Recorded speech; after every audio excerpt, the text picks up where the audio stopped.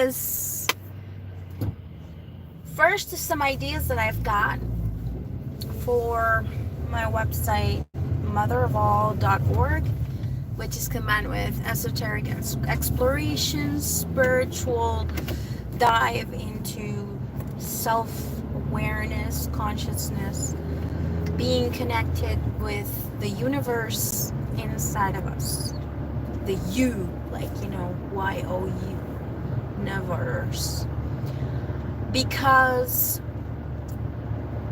there's a lot that has been forgotten. I see a lot of conflict and discourse and discord. And if you're usually speaking to me in Spanish, si estás aquí y normalmente yo hablo español, hoy va a ser en inglés. Voy a asignar otro día para español. So I will be using Spanish another day, but for today it's English. So healing in perspectives is something that I think about a lot, because a lot of times I walk into the conversations and I listen to everyone, and I notice that I have a tendency to step back really far and look at all the different things that the people are saying. And my inherent value in the world is to elevate or adjust or shift the perspective to a different new possibility.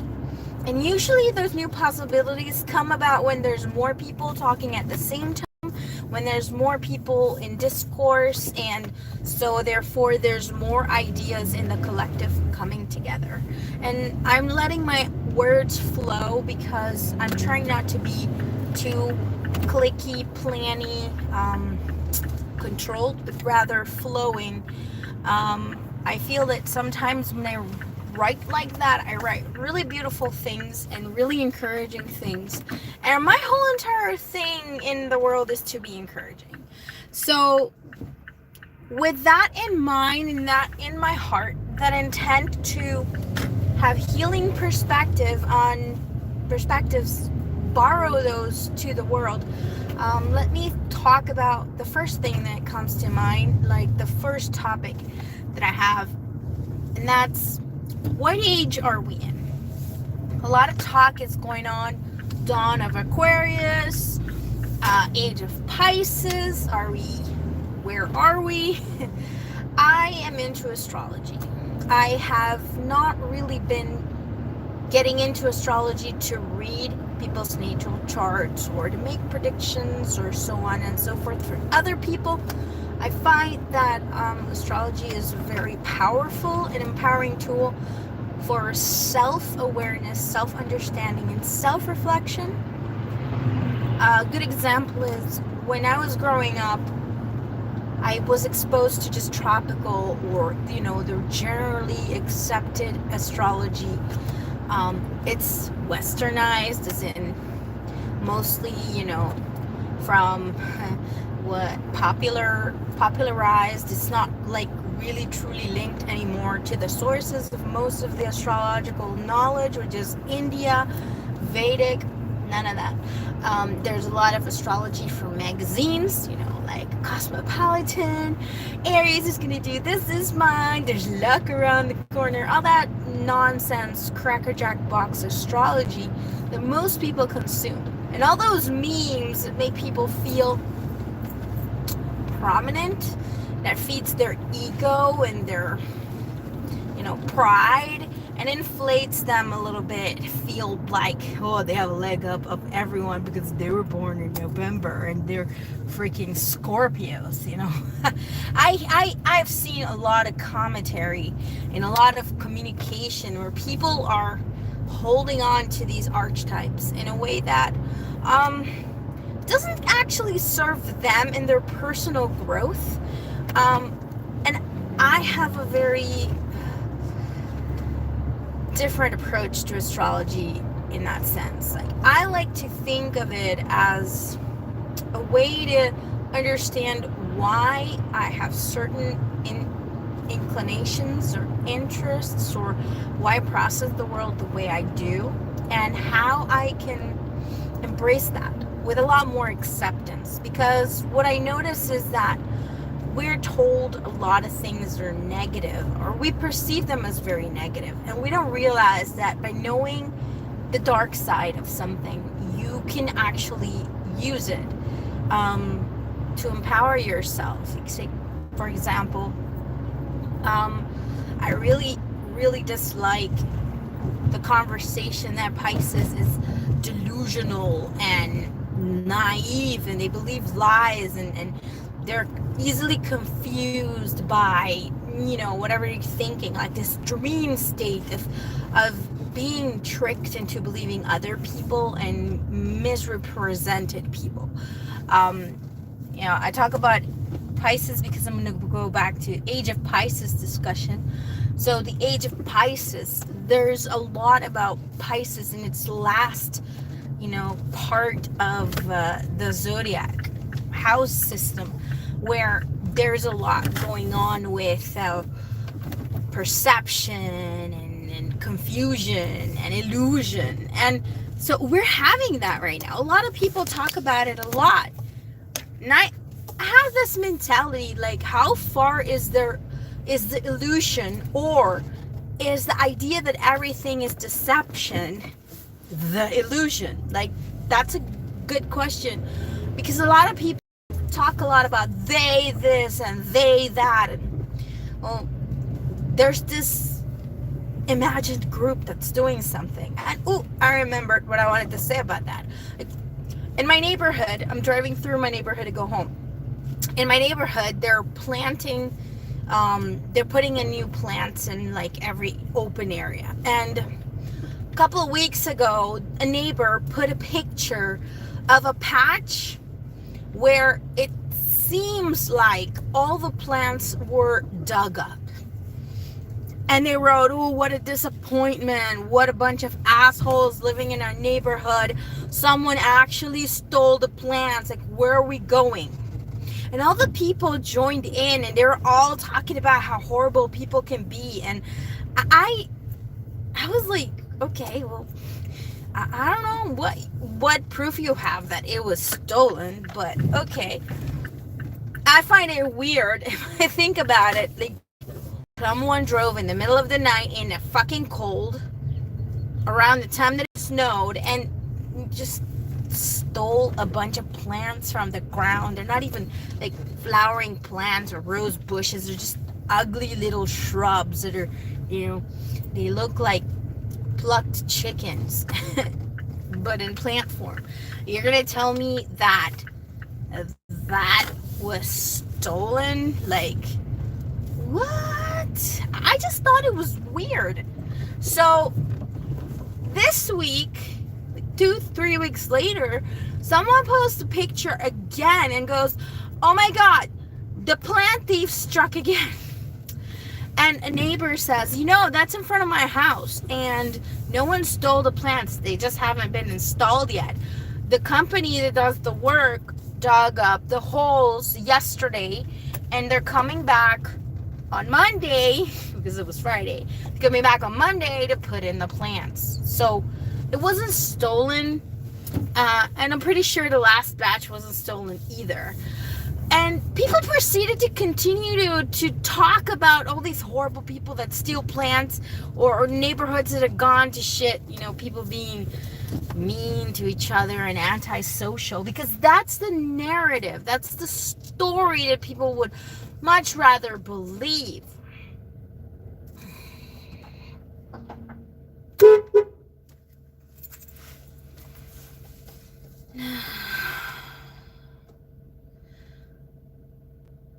Although I do believe my neighbors are annoying. Seriously. There's these people with their own parking spots, and they're taking up my parking spot where my car goes. And it's like,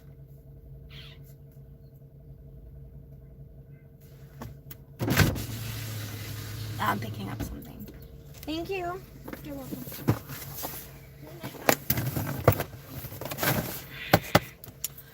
So that's an example of when people turn to anecdotal evidence to hold on to an idea that isn't actually true. It's just it's easier to confirm. My internet got disconnected. I might have to stop soon.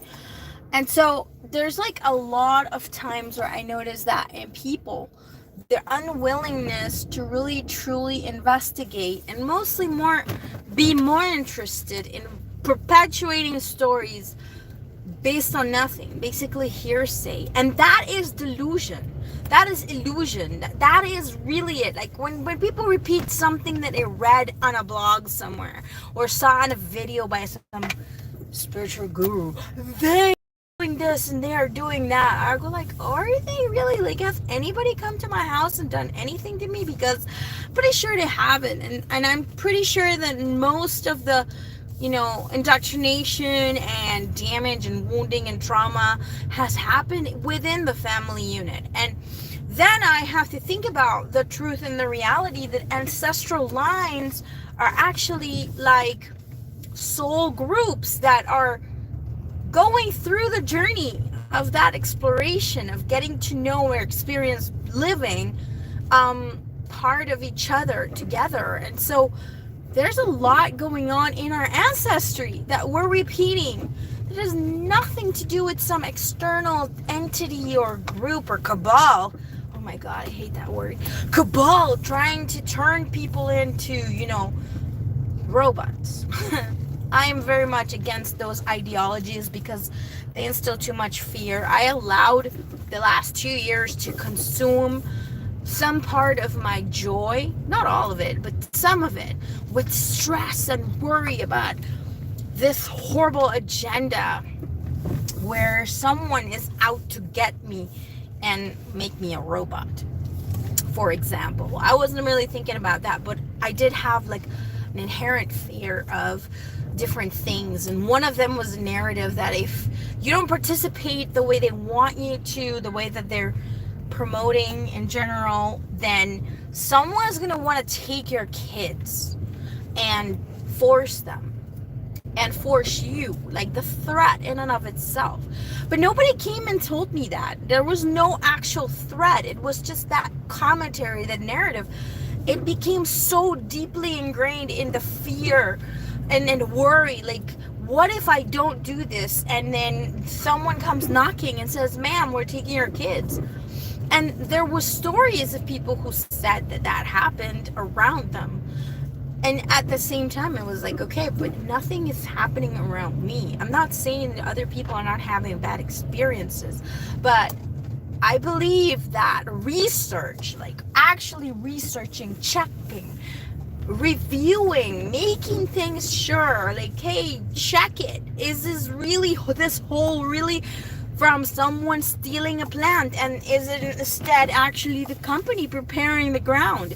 Like, there's a difference, but you can't actually tell by looking at it on the surface, like going deeper.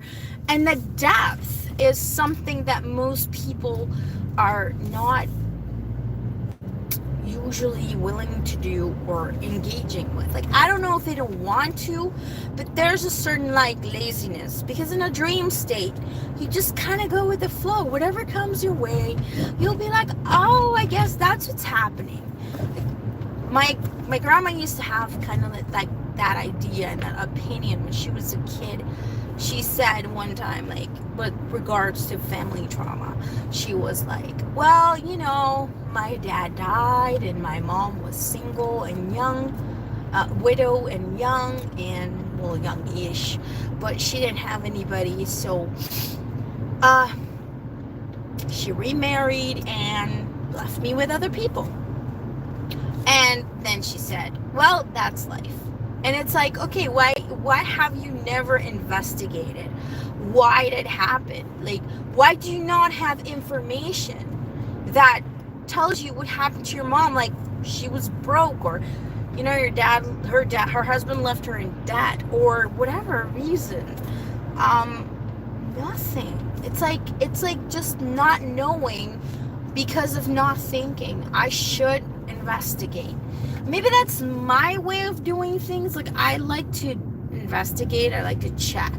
And if I start feeling overwhelmed by a topic, I just leave it. I put it aside, and then I go back to, I don't really have an opinion about this. I will play with information about it, and I'll listen to see how it feels. But like really taking it as fact, no. So we're definitely, astrologically speaking, everyone likes to, ooh, there's like some weird dust in here.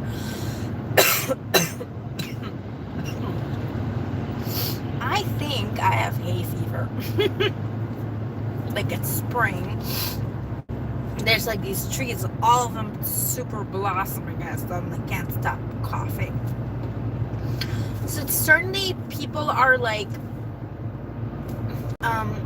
thinking, well, because of Aquarius, we're in an age of technology and intelligence. And I go like, nuh-uh, we're not. Nuh-uh.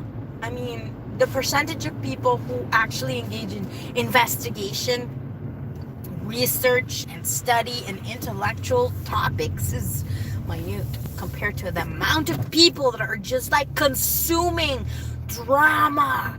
They're consuming gossip. They're consuming emotionally charged imagery. That is a dream. Literally, that's what a dream is. A dream is an image that is inexplicable, is shocking, and a lot of times you wake up like I have a tendency to forget my dreams, like unless I write them down or there was something that was really like weird and I keep thinking about it, I will forget. I just had that moment where I just remembered slightly my dream from last night, and I was about to mention it, and then it went poof, it left. Because that's what dreams are. They're not tangible. A lot of people like to find meaning to their dreams. To that I say be careful, because some dreams you will know, and it takes time to really know what the meaning is for you. I personally really dislike when people write me, because people write me a lot. See, I'm supposed to be like this very attuned empath with really deep intuition, and I am. I could touch something and I get a message from it, but I always like carefully like consider it, and then I just let it go and I wait. But so I get messages sometimes and people are like, I had this dream with this and this and this in it. What does it mean? And I'm like, I don't know.